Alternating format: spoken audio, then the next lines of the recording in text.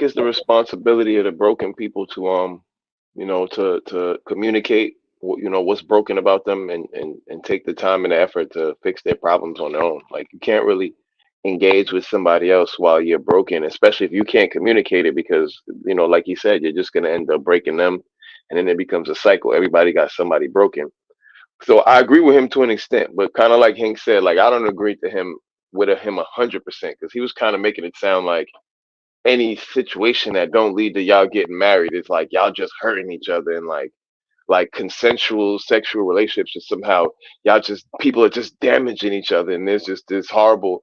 And it's like, I think that's a bit extreme. Like, the women are adults too, like, and although there are a lot of crazy women out there, there are a lot of women out there that are mature and can handle a consensual arrangement just fine without taking emotional damage. So yeah, I just think that, like, it's just important to communicate, I guess, and to be aware of your own, I guess, setbacks and your own brokenness. But at the same time too, it's like we're all gonna go through things, and what one person might consider brokenness, like, just because something about you may not work, quote unquote, the way someone might think it should, that's just life. Like, everybody's had different experiences, and I feel, and at the same time, that's what love is all about too, right? Like, we all have our fucked up shit about us, and ideally everybody's looking for someone who can see past whatever is screwed up about me or whatever's screwed up about them, and is even willing to help them with the healing of their brokenness. I think that's ideally what people really want when they're looking for, a love relationship, someone who they're looking to spend their life with. So if that, so I would say also, if the person that you're looking towards spending your life with isn't willing to work with that kind of stuff with you and be patient with that, then maybe that's not the person you should spend your life with. Y'all should have that level of love and care for one another, that y'all are willing to help each other in accordance with those vows, especially like the marriage vows, which is supposed to be till death do us part.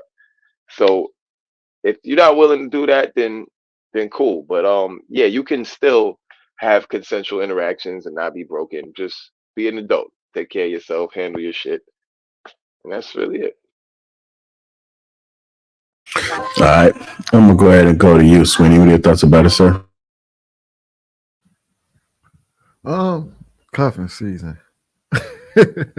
Yeah, and cuffing season is pretty much the season where it's winter time, it's getting cold out there. But I kind of like what he said about doing something selfishly. That kind of stuck with me a little bit when he said that when you go into it and you're not actually and you're doing something because you feel like you need it. It kind of does leave a lot of broken women in your wake to some degree, and a lot of broken men in your wake. I don't think it's to the degree in which he's talking about it. I don't think people are completely destroyed from 3 relationships ago. What? Nah, I'm bullshitting. I'm bullshitting.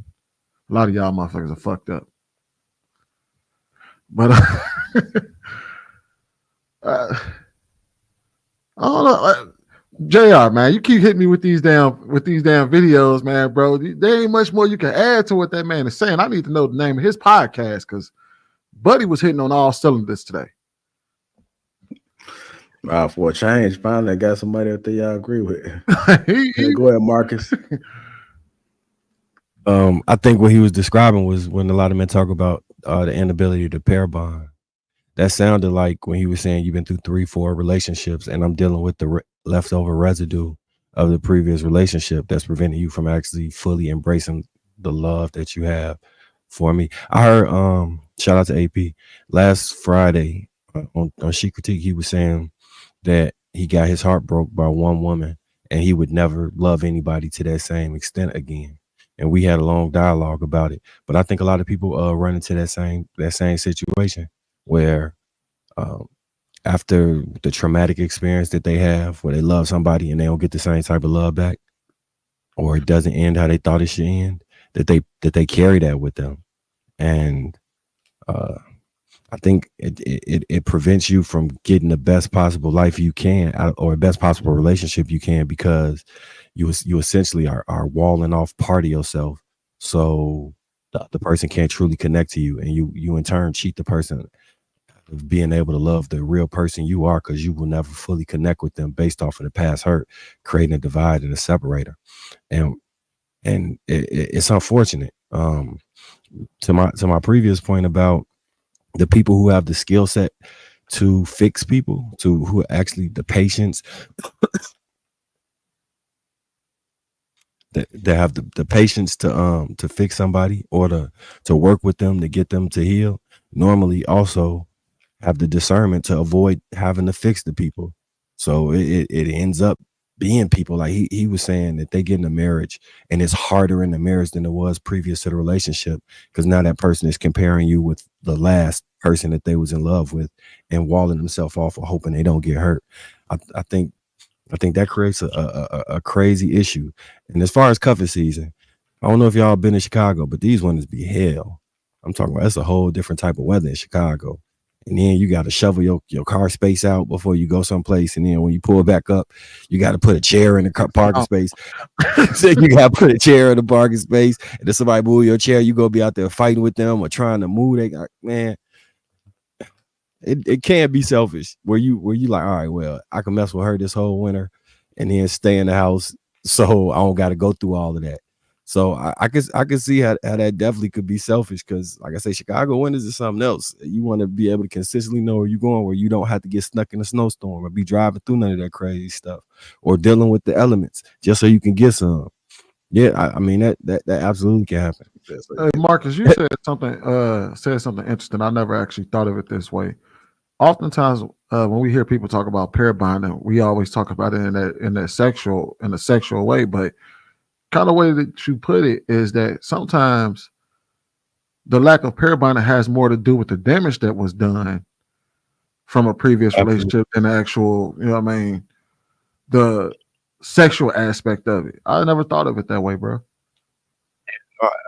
Absolutely, because you wall yourself off. Yeah, no, absolutely. Because I think the vagina retracts, right? So it's a good chance that her body, without a baby, can go back to somewhat similar to the state, before the man she slept with, before you or whatever. But the heart and the mind or the soul don't heal as well with women.